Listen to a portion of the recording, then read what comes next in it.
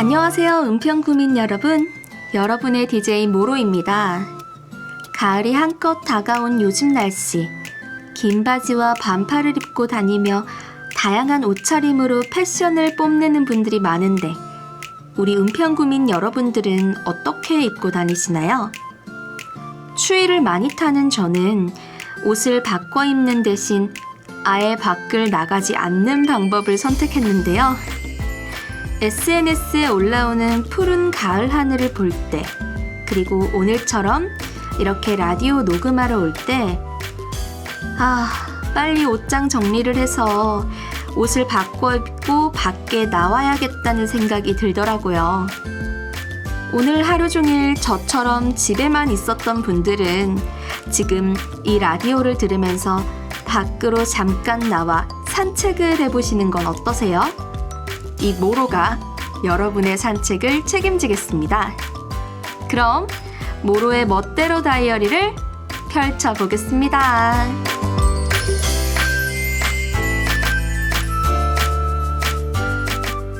모로는 요즘 은평구 구파발역 쪽에 있는 은빛초등학교에서 연극 수업 강사로 일하고 있습니다. 5학년들과 하는 수업이고 총 4반인데 교과서에 나오는 역사적 인물을 주제로 해서 10에서 15분짜리 연극을 만들어서 마지막 수업일에는 발표까지 하는 4개월짜리 수업이에요. 제가 맡은 반은 안중근 의사 세종대왕님을 주제로 정했어요. 이렇게 라디오 원고를 직접 쓰는 것처럼 대본을 쓰는 걸 좋아하는 저는 세종대왕을 주제로 한 마루한 글이라는 연극 대본을 썼습니다. 학생들에게는 세종대왕에 대해서 조사를 해오라고 하고 저도 같이 조사를 하면서 대본을 썼죠. 대본은 9월 4일에 미리 다 썼어요. 그리고 그 다음 주 월요일인 9월 9일에 아이들이 조사해온 발표 내용을 들어보니 세종대왕님이 고기를 엄청 좋아하셨더라고요. 아이들이 조사해온 내용의 대부분이 세종대왕님은 고기를 좋아한다였어요.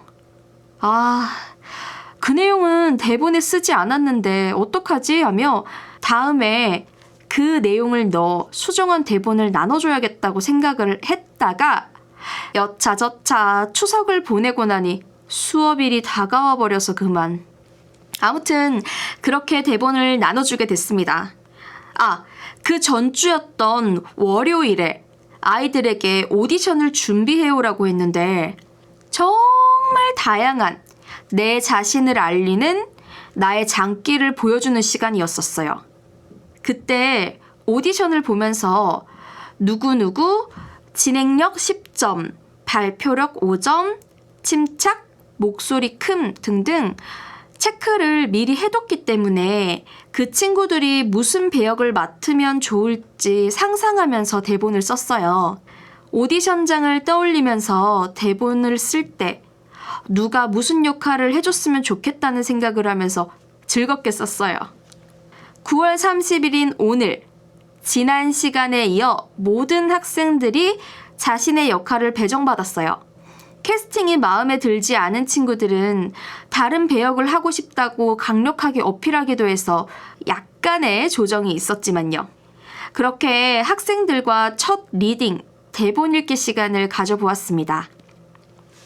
예상했던 대로 잘하던 친구들은 무난하게 잘하는 모습을 보여주기도 했고 정말 잘하던 친구들이 칭찬을 많이 받아서인지 불성실하게 하는 모습도 보여줬고요. 또 전혀 예상하지 못했던 저 친구가 이 역할이었다고? 이 부분을 이렇게 잘 살려서 읽는다고? 하면서 감탄하는 시간도 가졌어요. 아이들이 읽는 것을 보면서 나도 오디션 볼 때 이랬겠구나. 이렇게 하면 이 부분을 채워줄 수 있으면 정말 좋을 텐데 하면서 제가 쓴 대본과 학생들에게 애정을 쏟는 시간을 가져본 행복한 순간이었습니다. 11월 18일 발표일까지 지금 이 설렘과 행복을 가지고 아이들에게 멋지고 뿌듯한 시간이 될 수 있도록 저 최모로가 노력해 보겠습니다. 아자아자 화이팅!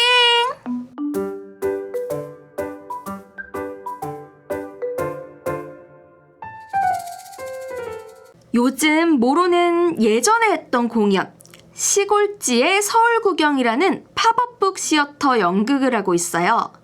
20분 동안 공연을 보고 아이들과 함께 20분 동안 자신만의 팝업북을 만들어 가져갈 수 있는 팝업북 만들기 시간까지 총 40분짜리 공연을 해요.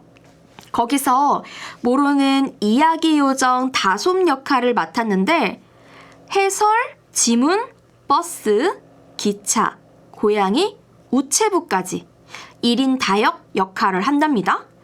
그 중에 제게는 우체부 역할이 가장 어려운데 남자로 해야 하는지 여자로 해야 하는지 나이대는 몇 살로 설정할 것인지 아무런 역할, 인물 분석이 제대로 되지 않은 채 공연에 올라갔어요. 머쓱하고 뻘쭘하고 부끄럽고 어색한 전혀 준비가 되어 있지 않은 채로 무대로 나오게 되면 관객들의 똘망한 눈이 갑자기 매섭게 느껴지고 저는 엄청 위축되고 작아진답니다. 준비를 하거나 연습을 하면 되는데 왜 자꾸 안 하는 건지 제 자신이 미워져서 이번 다이어리를 쓰면서 한 번 더 인물 분석에 대해서 공부를 해봅니다. 인물 분석이란 극에서 캐릭터가 가진 내외적 특징을 가지고 생동감 있게 역할을 살릴 수 있는 방법이자 해석입니다. 가장 쉽게는 외적 형태를 만드는 것인데요. 키, 나이, 이름, 몸무게, 목소리, 걸음걸이, 신체적 특징들을 설정하는 것입니다. 그리고 나서 내면 만들기, 파악을 하면 되는데 직업, 관심사, 믿음이나 신념, 종교, 꿈과 야망, 취미, 부모님 등 내적으로 알 수 있는 것들을 파악하고 설정합니다. 그리고 가장 중요한 것, 바로 목표를 만드는 것입니다. 이 인물이 작품 속에서 원하는 것, 욕망이 무엇인가, 원하는 것을 얻기 위해 하는 행동은 무엇인지 설정을 해야 합니다. 그리고 네 번째는 관계를 만드는 것입니다.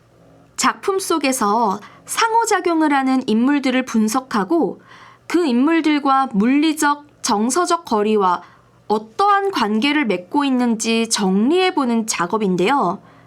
시골지의 서울구경, 우체부 역할을 분석해보자면 저는 시골지와 마주치는 장면이 있어요. 그럼 인물의 이름에는 시골지, 본인과의 관계는 모르는 사이, 처음 보는 사이, 쥐와 사람, 우체통 속의 쥐와 우체부 등으로 해석할 수 있겠죠. 그리고 시골지에 대한 우체부의 감정은 깜짝 놀람, 더러움, 징그러움 등으로 해석할 수 있습니다. 마지막으로 더 풍부한 연기를 할 수 있는 방법이 있는데 그것은 바로 경험을 만드는 것입니다. 연기를 하는 인물인 저 최모로에게 벌어진 사건들을 분석해보고 그 사건들과 유사한 경험이 실제 현실에 제게 있는지 살펴보는 것입니다.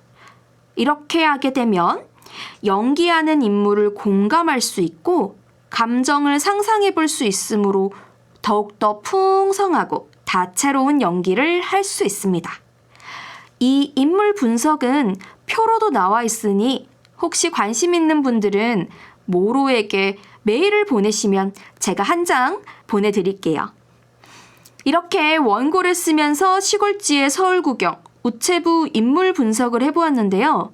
이 분석을 토대로 연습을 하면 3주 뒤인 시골지 공연에서 우체부 연기가 더더욱 재미있게 표현될 것 같아요. 혹시 보고 싶으신 분들은 용인 포은아트홀로 문의 부탁드립니다. 또 같은 곳에서 어린이날을 만드신 방종환 선생님께서 펴낸 우리나라 최초의 어린이 잡지 어린이가 세상에 나온 지 올해로 101주년, 작년이 100주년이라 전시도 하고 있어요. 전시 속의 한 프로그램으로 제가 시골지의 서울 구경이라는 공연을 하는 겁니다. 소개 순서가 바뀌었네요. 아무튼 전시 속의 프로그램인 시골지의 서울 구경, 관심 있으시면 보러 와주세요.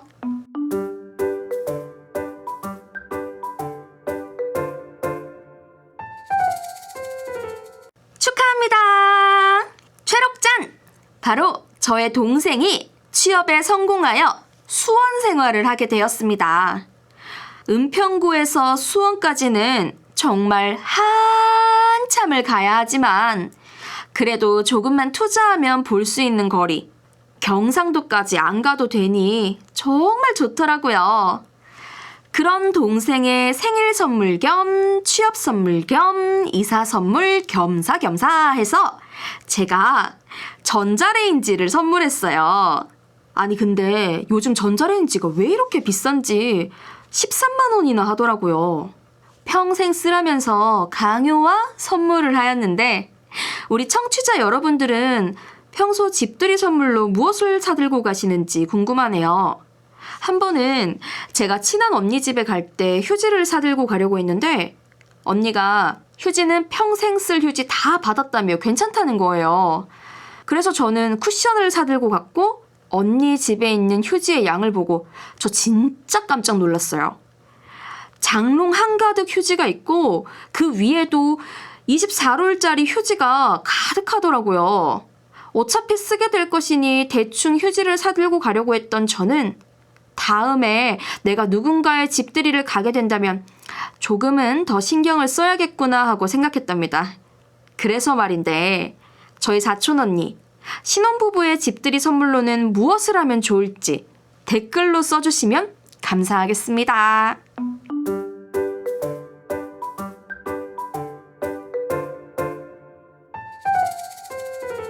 한글 교사이기도 한 저 모로는 아이들과 수업을 할 때 외계인이라는 단어를 알려줄 때마다 꼭 물어보는 게 있어요. 바로 외계인이 있다고 생각하는지 없다고 생각하는지요. 있다고 생각하는 친구들은 저와 비슷해요. 이유를 들어도 납득이 가고요. 그런데 제가 의아한 것은 없다고 생각하는 친구들이 꽤 많다는 것이에요. 그 친구들은 자기가 외계인을 직접 본 적이 없기 때문에 없다고 생각한다는 대답이 대부분인데 저는 장황하게 설명을 해보았지만 아이들은 한쪽 귀로 듣고 흘려보내더라고요. 그런 아이들과 혹시 제 라디오를 듣고 계시는 청취자 여러분들께 추천드리고 싶은 도서와 그 원작 도서를 토대로 만든 드라마가 바로 삼체입니다. 삼체는 중국의 작가 류치신이 지은 SF 장편 소설입니다. 중국에서만 300만 부가 팔렸고 2015년 휴고상 장편 소설 부분 수상작으로 선정될 정도로 유명한 소설이라 이미 우리 청취자 여러분들도 한 번쯤은 들어보셨을 거예요. 저는 한참 유명하고 뜨거울 때 안 보고 있다가 뒤늦게 접한 사람인데요. 정말 왜 그때 안 봤는지 늦바람이 무섭다고 하죠. 요즘은 넷플릭스 드라마 삼체 시즌2를 기다리며 책을 보고 있어요. 인생이 무료하고 더덥다고 느끼는 청취자 여러분들께 꼭 추천드리고 싶은 책입니다. 오바마 미국 전 대통령이 삼체를 읽을 때 작품 스케일이 워낙 커서 백악관의 일상사가 사소하게 느껴졌다고 평했는데 책 광고 또 요란하게 하네. 과장이 너무 심한 거 아니야? 했거든요. 아니에요. 전혀 아닙니다. 백수들도 이 책을 읽으면 그 누구보다도 지구, 인류를 대표할 만큼 막중한 사명감을 가지고 생각할 거예요. 그러니까 이번 가을 은행잎을 책갈피 삼아 한번 읽어보시길 바랍니다. 저 모로가 강력 추천드립니다.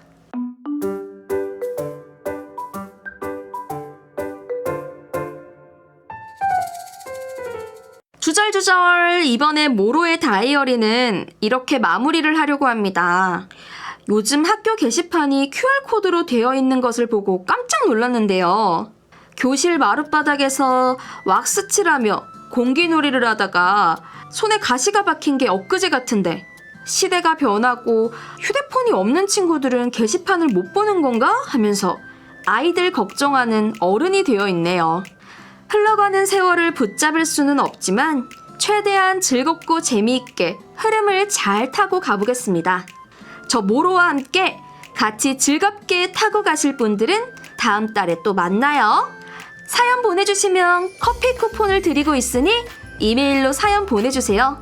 그럼 다음 라디오로 만나요. 모로롱!